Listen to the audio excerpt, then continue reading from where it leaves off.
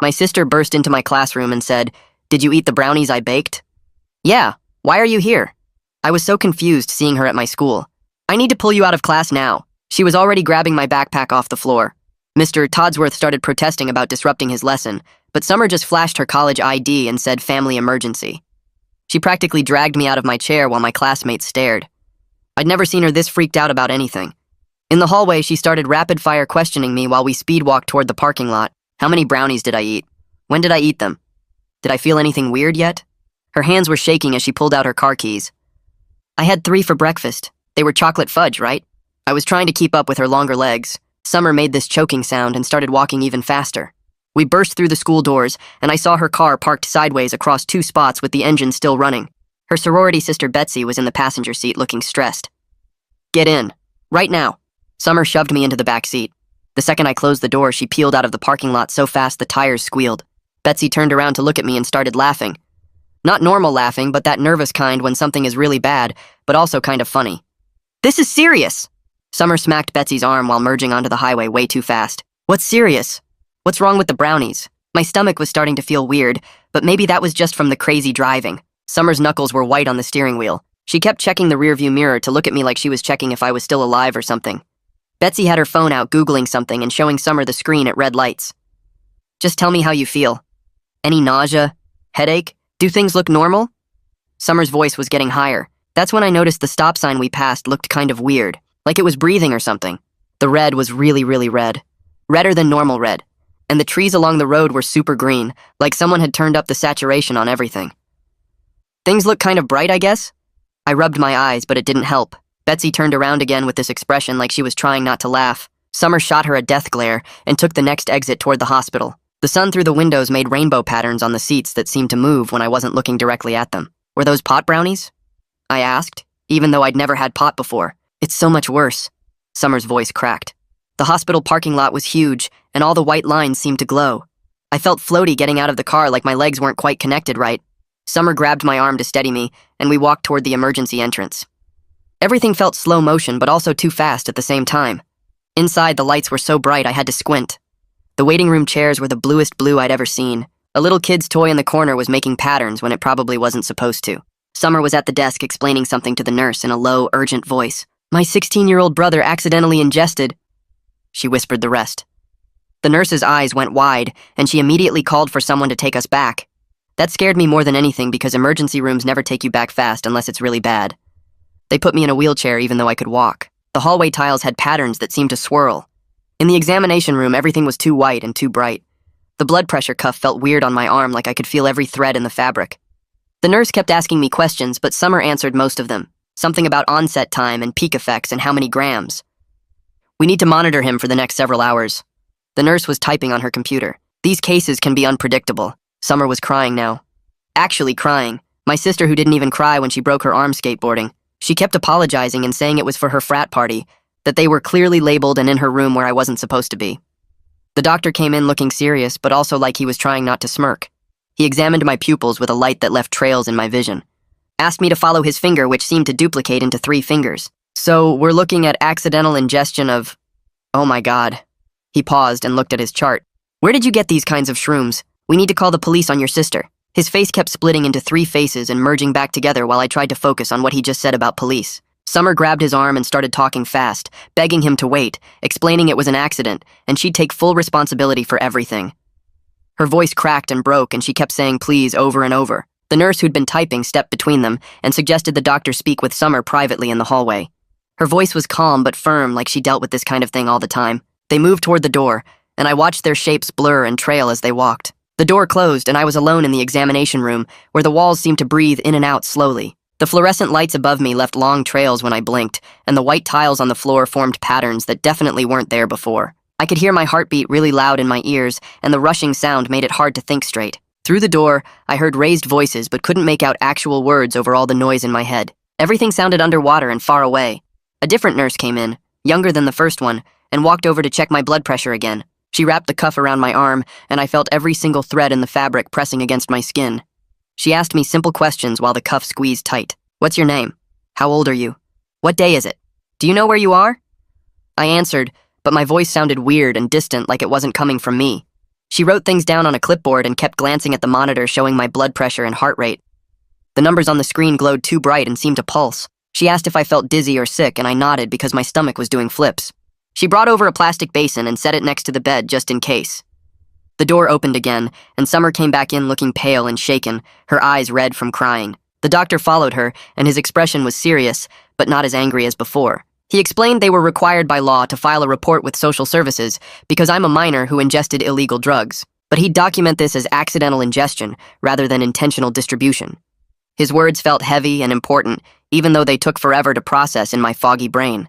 He emphasized I needed constant supervision for the next 6 to 8 hours, while the effects peaked and then slowly went away. Summer nodded and wiped her face with her sleeve. The doctor moved to the computer and started typing, then turned back to tell Summer he was ordering lab work to confirm exactly what was in my system and check for dangerous interactions or other problems. Summer had to sign paperwork acknowledging she provided the substances and accepting legal responsibility as an adult. Her hands shook so bad she could barely hold the pen. I watched her scribble her signature on multiple pages while the doctor explained each form. The clock on the wall seemed to melt, and the hands moved in strange, jerky patterns. Time felt completely broken, like minutes were hours or maybe seconds. I couldn't tell anymore. A woman in regular clothes came in carrying a folder and introduced herself as Aaliyah Crawford. She said she was a social worker who worked with minors in crisis situations. Her voice was gentle and calm, and she had kind eyes that didn't judge. She asked Summer to step out so she could talk to me alone about what happened and how I was feeling. Summer looked at me with this desperate, worried expression before leaving the room again. Aaliyah pulled a chair close to my bed and sat down at my level instead of standing over me. She asked me to tell her what happened starting from the beginning. I tried to explain about finding the brownies in Summer's room and eating 3 of them for breakfast because I was hungry and they looked normal, but my thoughts kept sliding sideways and I'd lose track of what I was saying mid-sentence. She was patient and took notes without rushing me, asking simple follow-up questions when I got confused. She reassured me I wasn't in trouble and this wasn't about punishment, but we needed to contact my parents right away because of mandatory reporting rules. The idea of my dad finding out made my stomach drop worse than the nausea from the drugs. I felt actual terror spike through the fog in my brain. Aaliyah must have seen the panic on my face because she leaned forward and explained this was about my safety, not getting me in trouble. There were laws requiring them to notify parents when minors ingested illegal substances. She made it sound reasonable, but I still felt sick thinking about Dad's reaction. Summer came back in, and Aaliyah asked for our father's contact information. Summer's hands shook as she pulled out her phone, and I could see she'd been crying more out in the hallway. Her face was blotchy and her eyes were puffy. She read off Dad's number in a quiet voice, and Aaliyah wrote it down carefully. Aaliyah thanked her and stepped out to make the call, closing the door softly behind her. The first nurse came back in with supplies for starting an IV. She explained I needed fluids to stay hydrated and help flush my system. The needle pinch felt distant and strange when she inserted it into my arm, like it was happening to someone else's body. I watched the clear fluid start dripping through the tube with this weird, fascinated horror at how slowly each drop fell. Time seemed to move in slow motion, and I couldn't look away from the hypnotic drip, drip, drip of the IV. Summer pulled the plastic chair closer to my bed and sat down with her elbows on her knees. She started apologizing and couldn't seem to stop. The words tumbled out about how the brownies were in her mini-fridge with a label that said, "Do not eat," in red marker. She kept saying she never imagined I'd go in her room, that I never went in her room, that her door was supposed to be off limits and she thought I knew that. Her voice cracked and she wiped her eyes with the back of her hand. I wanted to be angry at her for having those brownies in our house in the first place, for being stupid enough to make drugs and leave them where I could find them. But my brain felt too fuzzy and scared to hold on to anger. The fluorescent lights kept making halos that expanded and contracted. I told her I was hungry this morning and saw chocolate brownies on the top shelf. They looked normal, like the kind Mom used to make before she left. I didn't think to check for labels or ask permission because who labels regular food? Summer made this choking sound and put her face in her hands. The door opened and Aaliyah came back in holding a clipboard. She said our father was on his way and should arrive in about 40 minutes. Then she explained that hospital policy required them to notify law enforcement for drug-related incidents involving minors. A police officer would need to come by to document what happened and make sure I was safe. Summer's head snapped up and her face went white. She started talking really fast about getting arrested and losing her scholarship, about being kicked out of her sorority and getting expelled from college. Her breathing got weird and panicky. Aaliyah tried to reassure her, but Summer kept spiraling. Betsy must have heard the commotion because she appeared in the doorway looking worried. She came in and put her hand on Summer's shoulder and told her to breathe, that it would be okay. But Summer shook her head and said nothing about this was okay. My backpack on the floor started buzzing, then buzzed again, and again. Summer noticed and reached for it, but I said it was my phone. The nurse who'd done my IV came over and gently suggested I avoid screens right now. She explained that bright lights and moving images could make the visual problems worse. My phone kept buzzing inside the backpack. I knew it was probably people from the school asking where I went. Mr. Todsworth had seen Summer drag me out. Everyone in third period had watched. The nurse moved my backpack to the counter across the room so I couldn't reach it easily. The buzzing continued for another minute, then stopped. Summer was crying again, and Betsy was trying to calm her down with limited success. Everything felt too bright and too slow. The clock on the wall showed 11:47, but I couldn't tell if that was right. Time didn't make sense anymore. A knock on the door made everyone freeze. A police officer stepped into the room wearing a dark blue uniform with a badge that caught the light. He introduced himself as Raymond Casey, and his voice was calm. Not scary or aggressive like I expected. He explained he worked with cases involving kids, and his main priority was making sure I was safe and getting proper medical care. He looked at me first and asked how I was feeling. I said weird and scared. He nodded like that made sense. Then he turned to Summer and asked if she could walk him through exactly what happened. He pulled out a small notebook and pen. Summer's voice came out small and shaky as she explained about making the brownies 2 days ago for a party her fraternity was throwing. She described measuring out the mushrooms and mixing them into the batter, how she'd labeled the container clearly and put it in her mini fridge in her room. She talked about coming home last night for a quick visit and leaving the brownies there because she planned to drive back this afternoon. Her voice kept breaking as she described realizing this morning that the container was open and brownies were missing. How she'd panicked and called Betsy and driven straight to my school. Officer Casey wrote everything down without interrupting. When Summer finished, he asked me questions too. Did Summer force me to eat anything? Did she offer me the brownies? Did she know I was going to eat them? I said no to everything. That this was completely my fault for going in her room without permission, for eating her food without asking. That Summer had no idea until she found the empty container. That she rescued me the second she figured out what happened. Officer Casey made notes and nodded. He asked about the label and I admitted I didn't see it because I just grabbed the brownies and ate them fast before school.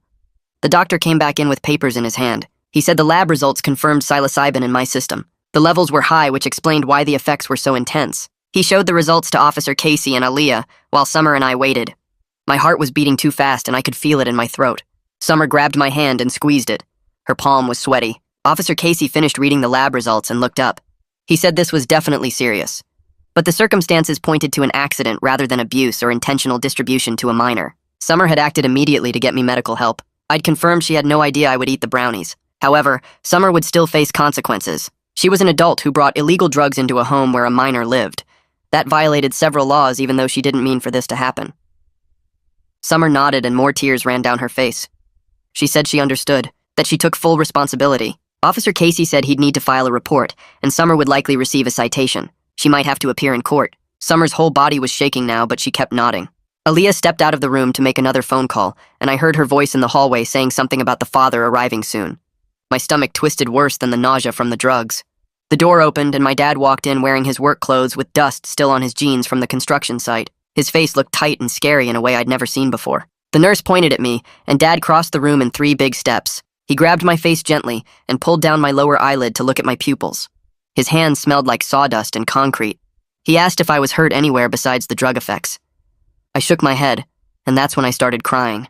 Not quiet crying, but the kind where you can't breathe right and your whole chest feels tight. Dad pulled me into a hug, and I could feel how tense his arms were, like he was holding back from squeezing too hard. He kept one hand on the back of my head, and I heard him take this deep, shaky breath. Then he let go and turned to look at Summer. His expression made her press back against the wall like she wanted to disappear into it. Her face went completely white.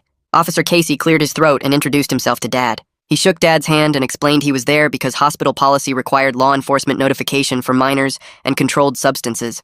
Dad nodded once and his jaw was clenched, so tight I could see the muscles working.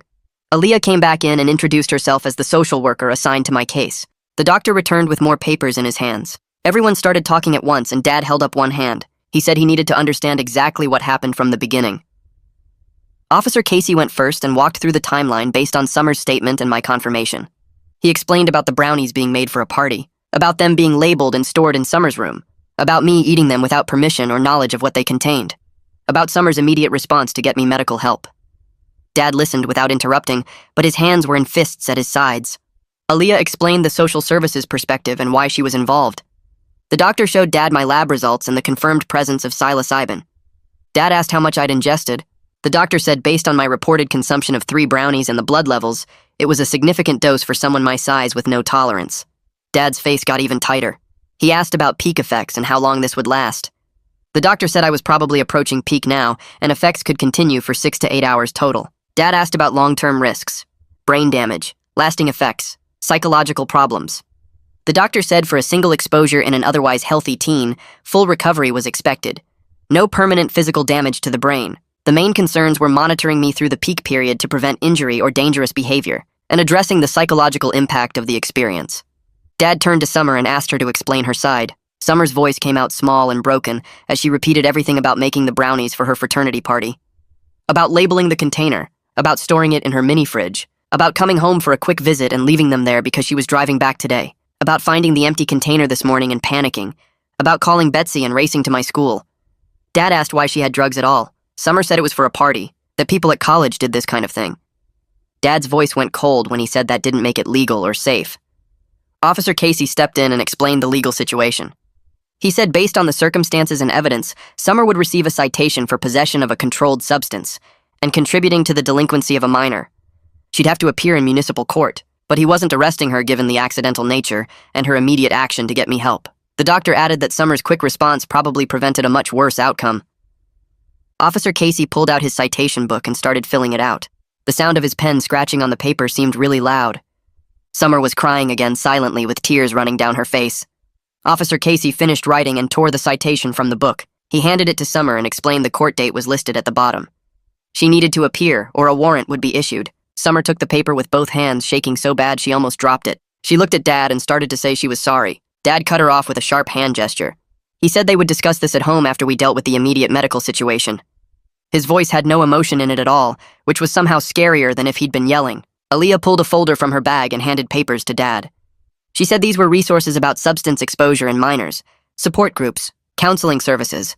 She recommended follow-up counseling for both me and Summer. She said this needed to be about learning and prevention, not just punishment.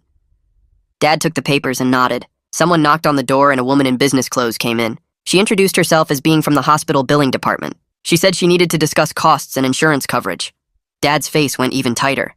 The woman explained that the ER visit, labs, monitoring, and social services consultation would total several $1,000s. She said our insurance might not cover all of it since it involved illegal substances. There could be significant out-of-pocket expenses. Dad asked how much. The woman said she'd need to run the final numbers, but probably $4,000 to $6,000 after insurance. Dad closed his eyes for a second. Summer made this choking sound and said she'd pay for it. That this was her fault. Dad told her to be quiet. The billing woman said she'd send the final statement in a few weeks, and they had payment plan options. She left, and the room felt even smaller. Summer's phone started ringing in her purse. She pulled it out and looked at the screen. Her face went even more pale, if that was possible. She answered and said hello in this tiny voice. I could hear a woman's voice on the other end asking where Summer was, why she'd missed chapter meeting. Summer explained she was at the hospital with a family emergency. The voice on the phone changed from annoyed to concerned and started asking questions. Summer looked at Dad helplessly. Dad held out his hand for the phone. Summer gave it to him. Dad identified himself as Summer's father and explained there was a serious family emergency involving her younger brother. He said Summer had responded appropriately, but there would be consequences to discuss. The voice asked if everyone was okay. Dad said we would be, but this was a significant situation. The voice said she was the sorority house manager, and they'd need to discuss this with campus conduct given the circumstances. Dad said he understood and Summer would be in touch tomorrow. He ended the call and handed the phone back to Summer. Dad's phone started buzzing in his pocket, and he pulled it out to check the screen. He answered, and I heard him say my school's name. The woman on the other end was asking about my absence and whether I'd be back tomorrow. Dad explained I was at the hospital and would be out for at least the rest of the week. Her voice got louder, asking what happened and if this was serious. Dad said it was a medical emergency, and he'd provide documentation when I returned to class. She wanted more details about the nature of the emergency. Dad's jaw tightened, and he said it was a private medical matter involving accidental ingestion of a substance, and we were handling it with doctors and authorities. The woman went quiet for a second, then said the school would need a full report, and there might be mandatory counseling requirements. Dad agreed to discuss it next week and ended the call. He looked at me and then at Summer with this expression that made my stomach hurt worse than the nausea. The nurse came back in to check my vitals again and asked how I was feeling. Everything was getting more intense instead of better. The walls seemed to pulse with my heartbeat. The beeping from the monitor sounded like it was echoing in a cave. Colors were so bright they almost hurt to look at. I told the nurse things were getting worse, and she nodded like she expected that. She said we were around hour 4, which was usually when the effects peaked. She pulled a chair closer to my bed and sat down. She said she was going to stay with me through the worst of it and keep reminding me this was temporary, and I was safe. The clock on the wall had numbers that seemed to melt and reform. I couldn't tell if minutes were passing or hours. Sound felt weird, like everything had an echo that shouldn't be there. Dad moved his chair right next to my bed and took my hand. His hand felt solid and real when everything else felt like it was shifting. Summer was still in the corner looking miserable. I saw her wipe her eyes with her sleeve. She kept staring at the floor and her shoulders were shaking. The nurse asked me questions every few minutes to make sure I was still aware of where I was and who was with me. My answers felt slow, like my brain had to work extra hard to form words. Dad squeezed my hand and said he was right here and wasn't going anywhere.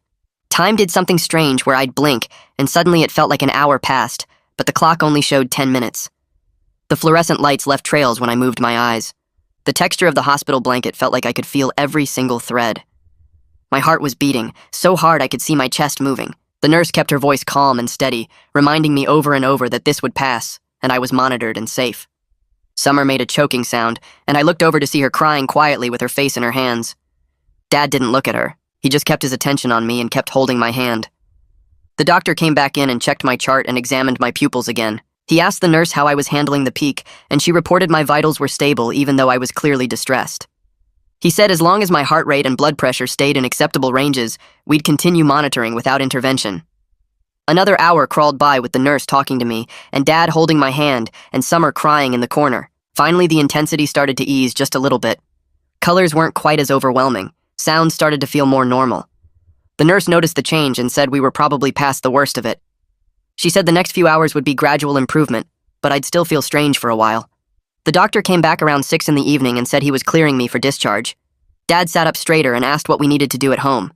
The doctor said Dad had to check on me every single hour through the night, keep me drinking water, bring me back immediately if I showed any signs of serious distress or if the effects didn't go away by morning. He handed Dad a paper with warning signs to watch for. Dad read it carefully and asked questions about each item. The nurse helped me into a wheelchair even though I said I could walk. She said it was hospital policy. Dad pushed me through the hallways that still looked a bit too bright and shiny. Summer followed behind us carrying my backpack and her purse. Nobody talked.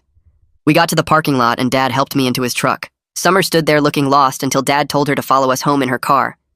The drive home was awful. I kept my eyes closed because every streetlight we passed left long trails of light that made me dizzy. The motion of the truck felt wrong, like we were moving too fast, even though Dad was driving carefully. I heard Summer's car behind us the whole way. Dad didn't turn on the radio. The silence felt heavy and tense. When we pulled into our driveway, I opened my eyes and our house looked strange, like I was seeing it for the first time. Dad helped me inside and straight to the couch. He brought me a big glass of water and a sleeve of crackers and put a bucket on the floor next to me. He said the rules clearly. No locked doors anywhere in the house. No food or drinks unless he brought them to me. Summer was not allowed in my space tonight. His voice was flat and cold when he said that last part. Summer had come in behind us and I heard her make a small hurt sound. Dad told her to go to her room. She started to say something and Dad cut her off with a hand gesture. He said we would talk tomorrow when I was sober and rested. Summer went upstairs and I heard her door close. Dad sat in the chair across from me and just watched me for a while. I tried to eat a cracker, but my mouth felt dry and weird. The living room was dim because Dad had only turned on one lamp. I felt exhausted, but also wired and strange. Dad brought me another glass of water and told me to drink it slowly. I did, and the cool water felt good going down. My body felt disconnected, like my brain was sending signals, but they were taking too long to reach my arms and legs. Dad set an alarm on his phone and said he'd be checking on me every hour. I closed my eyes and tried to sleep, but everything felt uncomfortable. The couch cushions were too soft and too hard at the same time. I could hear Summer crying through the wall between the living room and her bedroom. Dad heard it too, but he didn't move or react. He just sat in his chair watching me. I drifted off into something that wasn't quite sleep. I'd wake up confused about where I was and Dad would be there asking me questions. What's your name? Where are you? Who am I? I'd answer and he'd give me more water and tell me to rest. This happened over and over. The clock said 9:30, then 10:15, then 11. Around 10, I heard footsteps on the stairs and Summer appeared in the doorway. She looked terrible with red eyes and messy hair. She started to come into the living room and Dad stood up and blocked her. He said not tonight. They needed to have family discussions tomorrow when I was better. Summer said she just wanted to see if I was okay. Dad said I was monitored and she needed to go back to her room. Summer's face crumpled and she started crying again. She said she was so sorry. Dad's voice stayed flat and hard. He said they would talk tomorrow and she needed to give me space tonight. Summer went back upstairs and I heard her door close, and then more crying through the wall. Dad sat back down and reset his alarm. I felt bad for Summer even though this was her fault. I drifted off again into that weird, not quite sleep state. Every time I woke up, Dad was there. Sometimes he was reading on his phone. Sometimes he was just sitting there watching me. He'd ask his questions and give me water and check the time. By midnight, the visual stuff had mostly stopped. The lamp didn't leave trails anymore when I looked at it. Colors looked normal again. But I still felt disconnected and strange, like my body wasn't quite mine. Dad helped me to the bathroom, and I had to lean on him because my legs felt weak. Back on the couch, he brought me fresh water and another blanket. He said I was doing good and we were through the worst part. His voice was a little less cold when he said it. I managed to actually sleep for a bit, and when I woke up, it was light outside. Morning had come and I felt horrible. My stomach was churning and I was so tired my whole body ached. My head hurt and I felt shaky. Dad was already awake, sitting in his chair. He asked how I felt, and I told him honestly that I felt terrible. He nodded and said that was normal after what my body went through. He called my school and told them I'd be out for the rest of the week. Then he called our family doctor and made an appointment for a follow-up check. He brought me toast and more water. I managed to eat half a piece before my stomach protested. Summer's door opened upstairs and I heard her in the bathroom. Dad stood up and went to make coffee. The smell made my nausea worse and I had to breathe through my mouth. Summer came down the stairs, moving slow like her whole body hurt. Her eyes were red and puffy, and her hair was in a messy bun she probably slept in. She had on the same clothes from yesterday. Dad poured himself coffee and then started making eggs and toast without asking if we wanted any. The kitchen was quiet except for the sound of the spatula scraping the pan. I stayed on the couch because moving seemed like too much work. Summer sat at the kitchen table and put her head in her hands. Dad plated the food and brought it to the table, along with orange juice and more water for me. He helped me walk to the table and I sat down feeling shaky. The eggs looked okay, but my stomach wasn't sure about food yet. Dad sat down and ate a few bites before he finally spoke. He said we needed to talk about what happens next and what consequences we were all facing. Summer started crying again, but Dad held up his hand and told her to listen first. He explained she had a court date in 2 weeks for the citation officer Casey gave her. She'd also have to deal with her university and probably her sorority since this happened at our house, but involved stuff from her dorm. His voice was flat and tired, like he'd been up all night thinking about this. But then he said, even though her judgment was terrible, she did do the right thing by getting me to the hospital fast instead of trying to hide it or wait it out. That probably saved me from worse effects or complications. Summer nodded and wiped her eyes with her sleeve. Dad turned to look at me and his expression got more serious. He said I had a role in this too that we needed to address. I went into Summer's room without permission and ate her food without asking. Yeah, the consequences were way more extreme than normal, but I needed to learn about respecting boundaries and other people's stuff. He asked what I was doing in her room in the first place. I admitted I was looking for my charger and saw the brownies and just took them because I was hungry before school. Dad nodded and said that kind of thinking is exactly what got me into trouble. Taking things that aren't mine without asking. Summer's room is her private space and her food is hers unless she offers it. Dad said we were going to establish some new rules for everyone in the house. All medications and anything that could be dangerous gets locked in his bedroom from now on. All food in the fridge and pantry gets labeled with names so we know what belongs to who. And the big rule is we ask before taking anything that isn't explicitly ours. These rules apply to everyone, not just me. He looked at Summer when he said that part. She nodded and said that was fair. Dad finished his eggs and took his plate to the sink. He said Summer needed to go back to her dorm today and figure out her university situation. I needed to rest and recover and we'd deal with my school stuff when I was feeling better.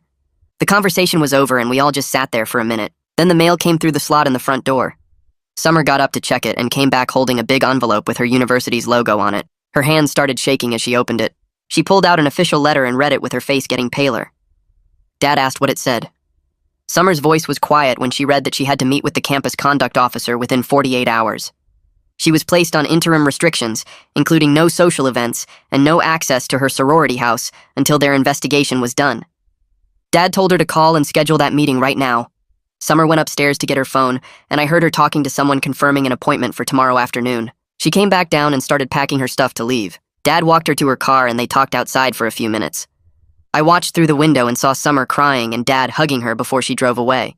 The house felt empty and quiet after she left. Dad came back in and helped me to the couch. He said I should try to sleep more and he'd keep checking on me.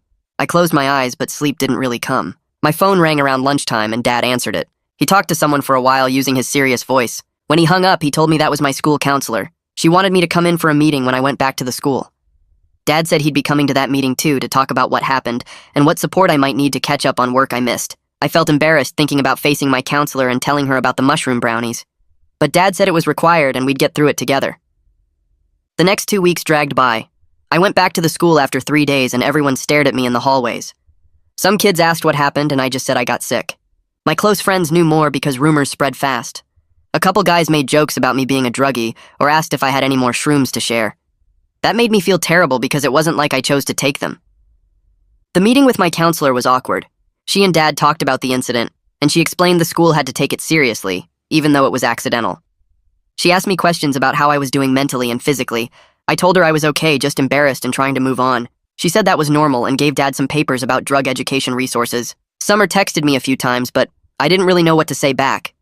She was dealing with her own stuff at university, and I was dealing with mine at the school. The court date finally came on a Wednesday morning. Dad picked me up from the school early, and we drove to the municipal courthouse downtown. Summer met us there looking nervous in a dress I'd never seen her wear before. We had to go through security, and then wait in a big room with lots of other people. When they called Summer's name, we all went into the courtroom. The judge was an older woman with gray hair and reading glasses. She looked over the police report and hospital records while we sat in the front row. Then she asked Summer to approach and explain what happened. Summer told the whole story about making the brownies for a party and storing them in her room and me taking them by accident. She said she took full responsibility for having illegal substances in a house with a minor.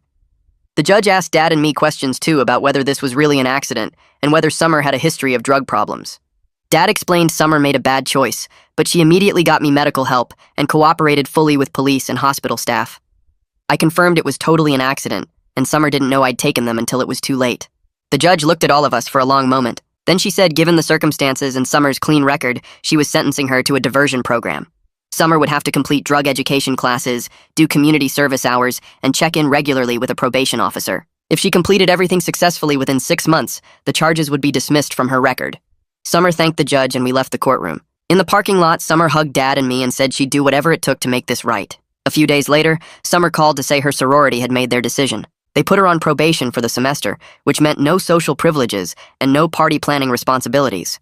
But they were letting her stay a member as long as she completed extra educational requirements about substance safety. She sounded relieved it wasn't worse. My school called Dad in for another meeting and told us I had to attend drug awareness sessions with the counselor. I also had to write a reflection paper about decision-making and consequences. It was embarrassing having to do this stuff, but I understood why they were taking it seriously. The counselor sessions were actually okay. She didn't judge me, and we talked about thinking before acting and respecting boundaries. Writing the paper was harder because I had to really think about my choices and what I learned. A few days after finishing the paper, a thick envelope arrived in the mail addressed to Dad. I was doing homework at the kitchen table when he opened it, and his face went completely white. He sat down hard in the chair and spread out the papers in front of him. The hospital bill showed nearly $8,000 even after insurance covered their part. Dad rubbed his face with both hands and then called the billing department to set up a payment plan. I heard him on the phone explaining that he could manage $200 a month and asking if that would work. Summer came home from class that afternoon, and Dad showed her the bill without saying anything. She stared at the numbers for a long time before asking how much she owed. Dad told her she'd contribute what she could from her part-time job at the campus bookstore. Summer nodded and said she'd give him $300 a month, which was basically her entire paycheck after books and gas. The guilt on her face made my stomach hurt, but I knew she needed to help fix this. 3 weeks went by with Summer and me barely talking except for basic stuff like passing the remote or asking about homework. Dad was always around, so we never really had a chance to talk alone. Then one Saturday, Dad had to go check on a construction site, and Summer asked if I wanted to get pizza with her. We drove to this place near our house and ordered a large pepperoni. Sitting in the booth felt weird and awkward at first. Summer started apologizing again, and I could tell she'd been thinking about what to say for a while. She said she was so sorry for being careless and for not keeping dangerous stuff away from me. I told her I was sorry too for going in her room and taking her food without asking. Neither of us could have known what would happen, but we both made mistakes that led to everything. Summer's eyes got watery, and she said she felt terrible every single day thinking about how scared I must have been in the hospital. I admitted it was really scary, but also that she probably saved my life by getting me there so fast. We spent the next hour talking about boundaries and trust and how we needed to be more careful going forward. Summer promised she wouldn't keep anything potentially dangerous at the house anymore and would store everything at her dorm where I couldn't accidentally get into it. I promised I would always ask before taking anything that wasn't mine, even if it seemed like just regular food. We agreed to communicate better about stuff instead of assuming things would be fine. The conversation felt important and real in a way our relationship hadn't been before. Summer paid for the pizza with money from her bookstore job, and we drove home feeling like maybe we could fix things between us. Back at the school, things got complicated in a different way. Somehow, rumors spread about what happened, and a few kids started making jokes. In the hallway between classes, this guy Jake called me Shroom Boy and asked if I was seeing pink elephants. His friends laughed, and I felt my face get hot with embarrassment. Another kid asked if I was a druggie now and if I could hook him up. The jokes stung even though I knew they were stupid and based on rumors. My real friends pulled me aside during lunch and asked if I was okay. They said they heard something happen but didn't believe the rumors about me doing drugs on purpose. I explained it was a total accident and really scary, and they told me not to worry about the idiots making jokes. Having people who actually cared and didn't judge me helped more than I expected. The school counselor set up regular meetings for me to talk about everything. At first, I didn't want to go because it felt embarrassing to need counseling over something so stupid. The counselor was actually pretty cool, though, and didn't make me feel bad about any of it. She let me talk about the anxiety I felt going back to the school and dealing with people knowing something really personal and embarrassing about me. I told her about the jokes and the stares and how I kept worrying people thought I was some kind of drug user. She helped me work through those feelings and reminded me that what other people thought didn't change the truth about what really happened. Talking to someone outside my family who didn't judge me made it easier to process everything. After a few sessions, I started feeling less anxious about the whole situation. Dad scheduled my follow-up appointment with our family doctor to make sure everything was okay long-term. The doctor did a full exam and ran some blood tests to check my liver and other stuff. When the results came back, she said I showed no lasting physical effects from the incident, which was a huge relief. She used the appointment to talk to me about substances and safety and making informed choices as I got older. The doctor explained that even though what happened was an accident, it was important I understood the risks involved with different substances. She gave me information about how drugs affect developing brains and why it mattered to be careful. The whole conversation felt educational instead of preachy, which made it easier to actually listen and learn something. Summer completed her first month of community service at a local food bank. She had to work there every Saturday morning sorting donations and packing boxes for families. I asked Dad if I could volunteer to help her one weekend. We drove there together and spent 4 hours organizing canned goods and loading boxes into people's cars. Working side by side on something positive felt good after all the negative stuff. Summer introduced me to the coordinator and some of the other volunteers. We didn't talk much while we worked, but being there together doing something helpful felt like a small step toward fixing our relationship. On the drive home, Summer thanked me for coming and said it meant a lot to have me there supporting her. Officer Casey called Dad one evening to check in on how everything was going. I was in the living room doing homework and could hear Dad's side of the conversation. Dad told him I was doing well in the school and seemed to be recovering emotionally from the whole experience. He confirmed that Summer was meeting all her diversion program requirements and staying out of trouble. Officer Casey asked a few more questions about our family situation and whether we needed any additional resources or support. Dad said we were managing okay and working through the consequences responsibly. The call lasted about 15 minutes, and when Dad hung up, he looked relieved that the check-in went smoothly. 2 months after everything happened, we had a family dinner that almost felt normal. Dad made spaghetti, and we all sat at the table together without the heavy tension that had been there for weeks. Summer told a funny story about one of her professors, and Dad talked about a project at work. I mentioned getting a good grade on my history test. At one point, Dad made a careful joke about checking food labels before eating anything, and we all kind of laughed in this uncomfortable but not completely terrible way. The tension had eased into something more manageable. We were adjusting to new routines and finding our way back to feeling like a family again, instead of 3 people walking on eggshells around each other. Things kept getting better slowly over the next few weeks. I was doing better in the school and catching up on the work I missed. Summer was on track to complete her diversion program successfully, and her grades hadn't suffered too much from everything. Dad relaxed some of the stricter rules he'd put in place once we proved we learned from the experience. Life wasn't perfect and some awkwardness remained, but we were moving forward as a family with clearer boundaries and better communication. The whole thing taught me to think before acting and respect other people's space and belongings. I learned that even when things go terribly wrong, the people who love you will show up to help you through it. Summer and I had a deeper understanding of each other now. We both made mistakes, but we also both tried to make things right. Dad showed us that consequences matter, but so does forgiveness and moving forward. Our family came out of this different from before, maybe not better or worse, just different in ways that mattered. That is how it went for me. But now I want to know what you think. Would you have done the same thing or something totally different? Leave a comment and let's see how many different takes we can get. I will be reading through them later.